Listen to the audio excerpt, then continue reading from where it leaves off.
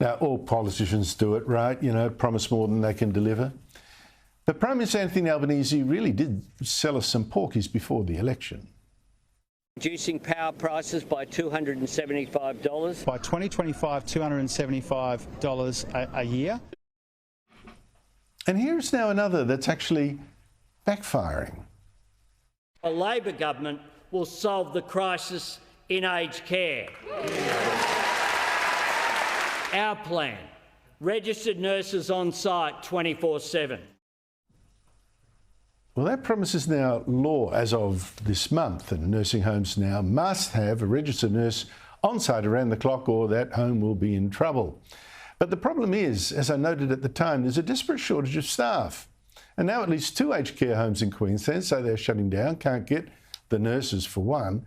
In New South Wales, aged care homes are also saying they can't get these registered nurses and are still waiting for the Albanese government to give them an exemption. One of those providers is Widden and its chief executive, Chris Marmarellis. He joins me now. Chris Marmarellis, thank you so much for your time. What kind of pickle are you in? Well, look, the challenge isn't a new one, Andrew. I mean, we've been trying to find staff in these locations for a long time, and COVID sort of really gave us a bit of a knock with what happened in that environment. The difference now is, I guess, we're trying to navigate through this legislative environment where it's now become law effectively. And in the Sydney metro areas, you know, we're able to find people on the fringe areas, in some of the larger regional areas, we're able to recruit. But you go out to some of the locations that we're in, places like Moree and Narrabri and even Mudgee, they're really difficult places to recruit with people with the adequate skills for these roles. And we have homes which do qualify for exemptions, homes like our little homestead out at Burke, and we've got another home in Weewaw as well.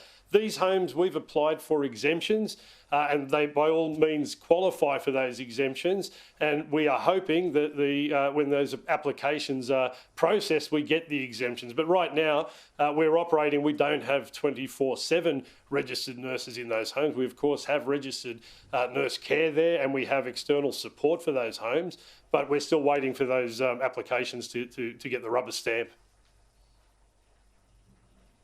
So you're breaking the government's rules, you're liable for whatever punishment that comes with that, and they still haven't given you an exemption. So you're in a legal no man's land. That doesn't sound ideal to me at all. Are you worried?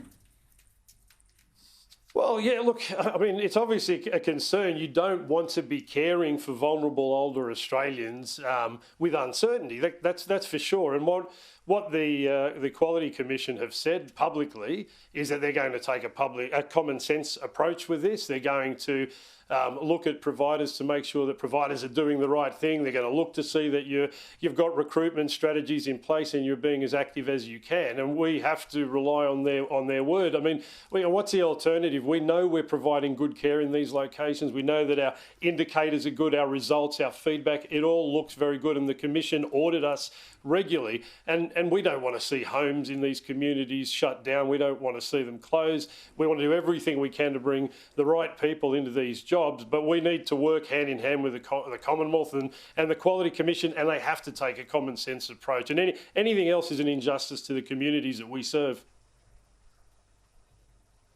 You know, I'll say, I mean, the left hand doesn't seem to know what the right hand's doing up there. They should get their act into gear. Just quickly, I'm out of time, but I want to ask you about another issue that seems to have caused you strife. A government-funded pay rise going through for nurses and nursing assistants, the care staff. Though, on the other hand, a quarter of your workers are missing out. Support staff like cooks, cleaners, gardeners, administration. What's the problem there? It's a huge issue, and thank you for raising it, Andrew. Look, we're waiting for the Fair Work Commission to make a decision on the remaining workforce. It was great that we had the 15% increase to the care staff. We're processing those through payroll at the moment. But as you say, the people in admin, the cleaners, the people working in the kitchens, the maintenance officers, they've been left behind. They're hurting. I talk to them daily, and they're feeling undervalued. And this is at a time where we need people in aged care. We need to look after them. So we need Fair Work to get their act together. We're waiting for them to get this stage 3 hearing. They've been working on this for the last couple of years. We need a decision about the pay rates for these people, and we need it now. Chris Marmarellis, thank you so much indeed for your time. Really appreciate it.